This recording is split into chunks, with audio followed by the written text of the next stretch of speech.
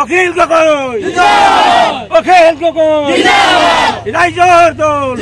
পঞ্চায়ত নিৰ্বাচনৰ ফলাফল ঘোষণা কৰাৰ পিছত যোৱাকালি গুৱাহাটী শিল্পগ্ৰামত ৰাইজৰ দলৰ জয় পৰাজয় প্ৰাৰ্থীসকলৰ সম্বৰ্ধনাৰ লগতে দলীয় পৰ্যালোচনা সম্পৰ্কে এখন গুৰুত্বপূৰ্ণ সভা অনুষ্ঠিত হয়।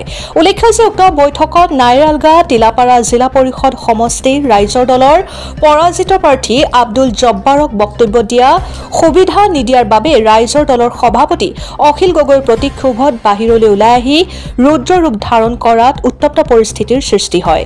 উক্ত ঘটনাক লৈ পৰাজিত হোৱা ৰাইজৰ দলৰ জিলা পৰিষদৰ প্ৰাৰ্থীগৰাকীয়ে আজি আয়োজন কৰা সংবাদমেলৰ যোগেদি কি বক্তব্য আগবঢ়াইছে চাওঁ আহক।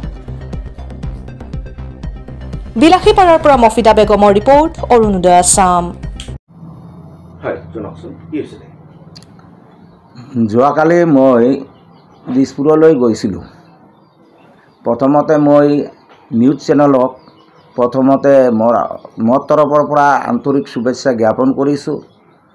লগতে মই এজন মানে জিলা পৰিষদৰ কেণ্ডিডেট হয়, মানে ৮ নং তিলাপাৰা জিলা পৰিষদৰ এজন প্ৰাৰ্থী আছিলোঁ। মই ৰাইজে মোক যিখিনি সঁহাৰি দিছিলে তাতে মই আজিলৈকে মই ৰাইজৰ ওপৰত সন্তুষ্টিয়ে আছোঁ। কিন্তু আজি ভিতৰ চৰাত মোৰ এটা দুখ আৰু পৰিতাপৰ বিষয়, মই যিটো গম পাইছোঁ ভিতৰ চৰাত আমাৰ দলৰ যিখিনি কেন্দ্ৰীয় কমিটিৰ সাংগঠনিক সম্পাদক, কৃষক মুক্তি আৰু লগতে আমাৰ দলৰ ভিতৰ চৰাত যিবিলাক জিলা ভিত্তিক নেতা বা চেণ্ট্ৰেল কমিটিৰ নেতা আছে, আজি কংগ্ৰেছ কমিটি দলৰ যিজন প্ৰাৰ্থী নিৰ্দলীয় প্ৰাৰ্থী ভিতৰ চৰাত তেওঁলোকে ইহঁতৰ পৰা এটা বুজন সংখ্যক টকাৰ লেনদেন হৈ নিৰ্দলীয় প্ৰাৰ্থীক জিকাব বুলিও কৈছিল। ইফালে কংগ্ৰেছ দলৰ পৰা টকা লৈ কংগ্ৰেছ দলকো কৈছিল যে আব্দুল জব্বাৰক আমি ভোট নিদিম, আপোনাৰ হৈ আমি প্ৰচাৰ কৰিম। এনেকুৱা এটা ভিতৰ চৰাত মই খবৰ পাইছোঁ। কোনে কৰিছিলে এনেকুৱা ধৰণৰ? এইটো মানে আমাৰ দলৰ যিটো সাংগঠনিক সম্পাদক মুছলিম উদ্দিন চৌধুৰীয়ে মোৰ বিৰুদ্ধে গভীৰ ষড়যন্ত্ৰ ৰচি আজি মোক এনেকুৱা পৰিস্থিতিৰ সন্মুখীন হ'ব লগা হ'ল। এইখিনি কথা ক'বলৈ আজি যে আমাৰ দলৰ ৰাইজৰ দলৰ জিলাৰ সাংগঠনিক সম্পাদক আৰু জিলাৰ সভাপতি ডাঙৰীয়াই মোক ফোন কৰিলে যে অহাকালি শুক্ৰবাৰ আপোনাক মানে যাব লাগিব, যিবিলাক প্ৰাৰ্থীয়ে জিকিছে আৰু যিবিলাক পৰাজিত হৈছে সকলোকে সম্বৰ্ধনা পৰ্ব দিয়া হ'ব। দিছপুৰ শংকৰদেৱ কলাক্ষেত্ৰৰ আগত শিল্পগ্ৰামত যিখন আমাৰ মানে সভা সমিতি হ'ব তাতে আমাক মাতিছিলে। মই গৈছিলোঁ। সভাখন 12:15 বজাত আৰম্ভ হ'ল। নামাজৰ সময় হোৱাৰ কাৰণে মই প্ৰেছিডেণ্ট আৰু সাংগঠনিক সম্পাদকক মই কৈ গ'লোঁ যে মই নামাজৰ পৰা আহি যিখিনি ক'ব লগা আছে মই কৈ যাম। আৰু ইহঁতে মোক ক'লে যে আপোনাৰ যি ক'ব লগা আছে আপুনি ক'ব, আপুনি নামাজত যাওক, নামাজৰ পিছত আহি আপুনি ইয়াত ক'ব। তে আহি মানে ইয়াৰ যিটো পৰিস্থিতি, আমাৰ যে শিল্পগ্ৰামত যিটো আমাৰ কমিউনিটি হলত যি ৰাইজৰ দলৰ সভাখন চলি আছিলে, তাতে মই ভাবিলোঁ যে সভাখন শেষ পৰ্যায় আহি পাইছে। এতিয়া মই ভাবিছোঁ যে আৰু 5জন নে 6জন মানুহ আছে, তাৰ ভিতৰত ময়ো আছোঁ এজন। আমাৰ দলৰ যে আমাৰ সভাপতি ডাঙৰীয়া অখিল গগৈ ডাঙৰীয়াই কৈ আছে যে এতিয়া কিন্তু সময় নাই, আপোনালোকক কিবা ক'বলৈ দিয়া হৈছিল আৰু কোনোবাই আছে যদি আপোনালোকে ক'ব বিচাৰে যদি অলপ ক'বলৈ দিম মই, কিন্তু সময় বেছি নাই। এতিয়া আহাৰৰ সময় হৈছে, আমি একেলগে বহি আমি আহাৰ ভোজন কৰিম। কিন্তু তেতিয়া মই ক'লোঁ যে ছাৰ মানুহটো শেষ হ'ল, এতিয়া আৰু 2-3জন আছে। 2-3জন ক'লে ছাৰ মোৰ নামটো কিয় নাহিলে, মই কি ইয়াত ক'বলৈ অহা নাই নেকি, আপোনালোকে কি মোক মাতা নাই?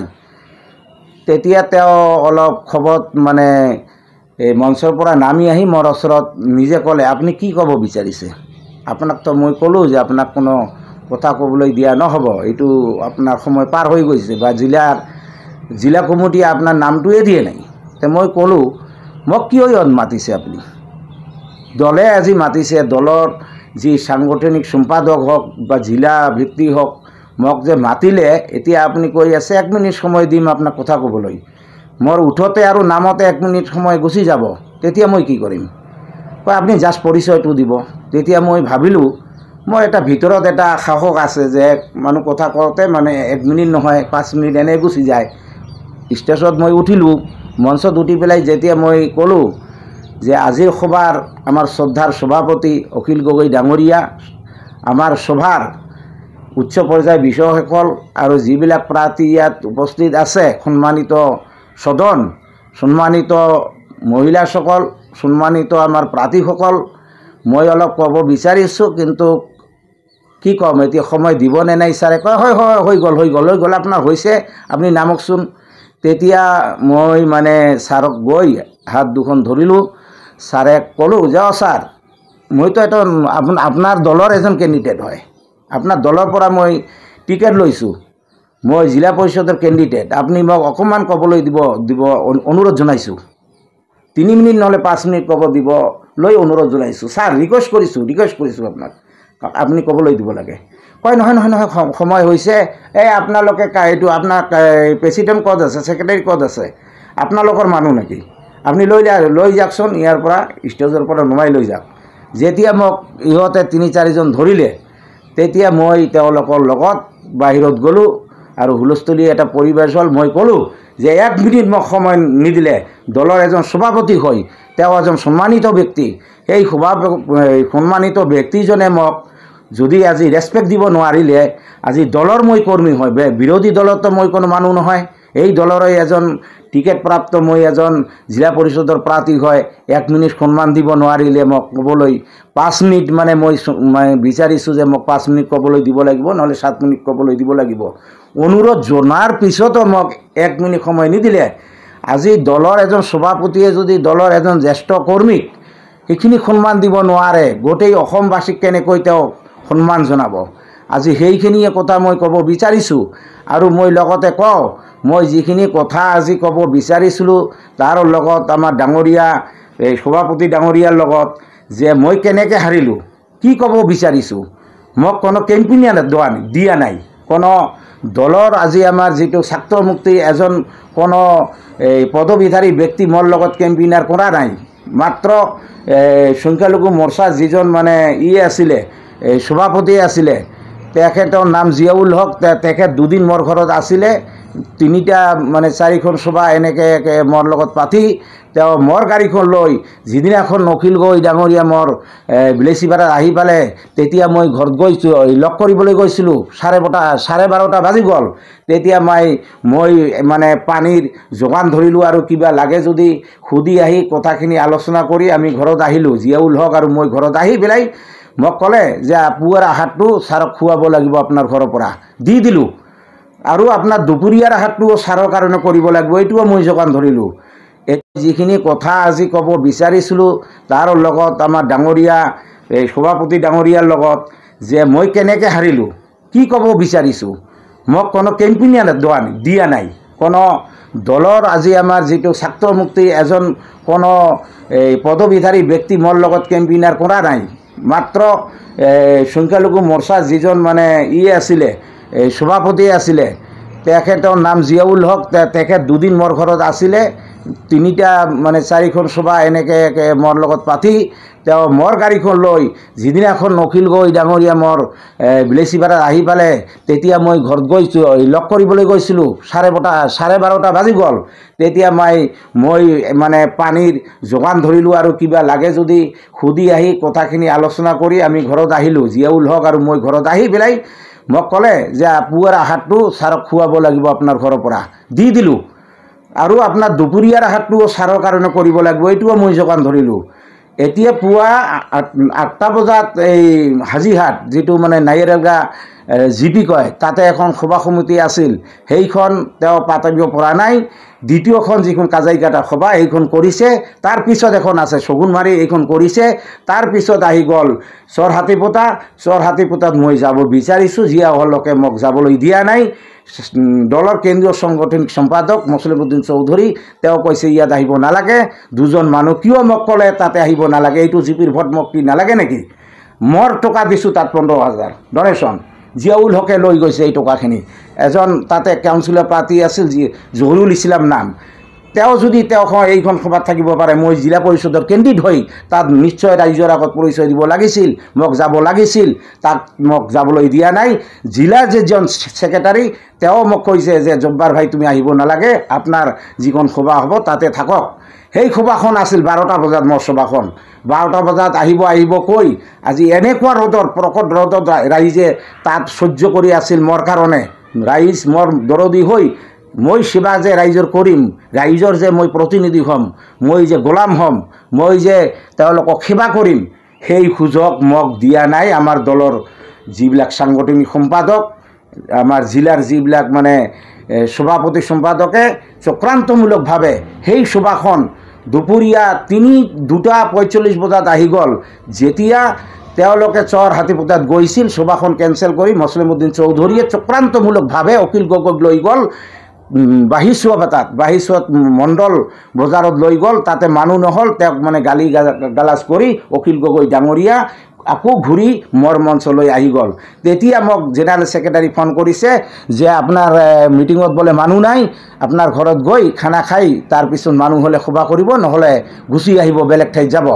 তেতিয়া মই ক'লোঁ যে 3 ঘণ্টা অপেক্ষা কৰি আছে মোৰ কাৰণে, এতিয়া খানা পিনা এইবিলাক একো নহ'ব, মূৰ গৰম হৈ আছে। যদি জনসাধাৰণক যদি শান্তি দিব বিচাৰিছে, অলপ ক'বলৈ বিচাৰিছে, মঞ্চত আহিব লাগে সোনকালে, নহ'লে কিন্তু পৰিস্থিতি বেলেগ মূৰত গুচি যাব, ৰাইজে কিন্তু নামানিব।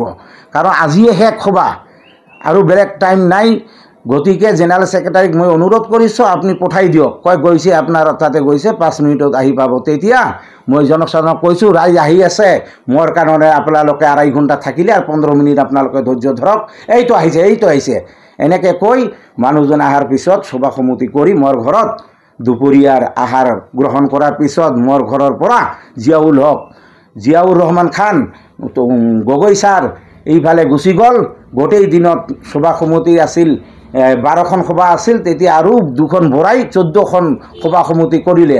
আজি ষড়যন্ত্ৰমূলকভাৱে আজি যে মোক কেম্পেইনাৰ নিদিলে, মোৰ এজন মানুহো মোৰ হৈ ভাষণ নিদিলে, মোক যে আজি হেৰুৱালে, আজি ৰাইজৰ দলৰ চক্ৰান্তমূলক যি ষড়যন্ত্ৰ বলি হ'ব লগা হ'ল, এইখিনি কথা ক'বলৈ মই তাত গৈছিলোঁ। সেই সুবিধাও মোক দলপতি আজি নিদিলে, সভাপতিয়ে মোক নিদিলে। ৰিকুৱেষ্ট কৰাৰ পিছতো দলৰ এজন সভাপতি হোৱাৰ পিছতো তাক মই হাত দুখন ধৰি অনুৰোধ কৰিছোঁ যে ছাৰ 5 মিনিট হ'লেও ক'বলৈ দিয়ক। তেওঁ মোক সেই ৰেচপেক্ট দিয়া নাই, সেই ৰেচপেক্টৰ পৰা মোক বঞ্চিত কৰিছে। মই এতিয়া আজিহে আৰম্ভ কৰিলোঁ যে প্ৰেছ মিট কেনেকৈ দিব লাগে, দলৰ বিৰুদ্ধে কেনেকৈ কথা ক'ব লাগে। মই দলৰ পৰা বাদ দিয়া নাই, আৰু মই অনুৰোধ জনাম যে ৰাইজৰ দলৰ যিখিনি কমিটি আছে, সেই কমিটিয়ে যদি উচিত বিচাৰ যদি মোক নিদিয়ে, দল হয়তো মই ত্যাগ কৰিম বা দলৰ সভাপতিৰ বিৰুদ্ধে মই এজাহাৰ দাখিল কৰিম যে তেওঁক এই দলৰ পৰা বহিষ্কাৰ কৰিম, আন এজনক দলৰ সভাপতি নিৰ্বাচিত কৰিব লাগে।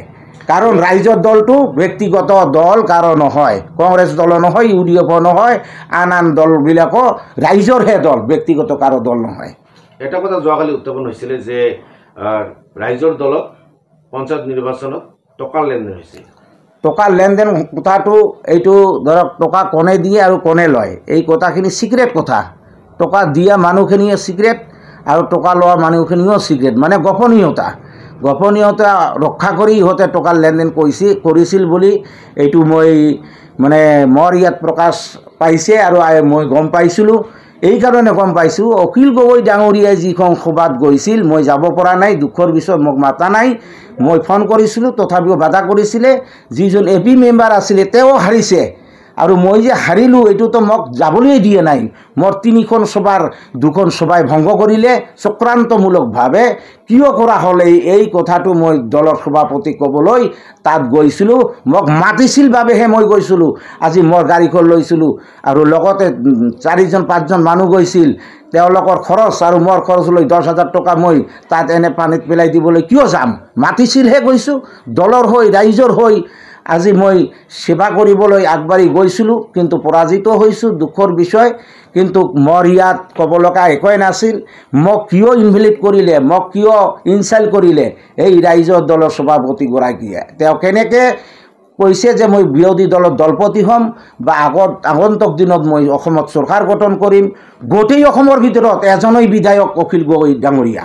ইমান অহংকাৰী কথা বা অহংকাৰী যে মানুহৰ পতন হয়, এইটোৱে এটা তাৰ চৰিত্ৰ বা এইটোৱে তাৰ এটা লক্ষণ।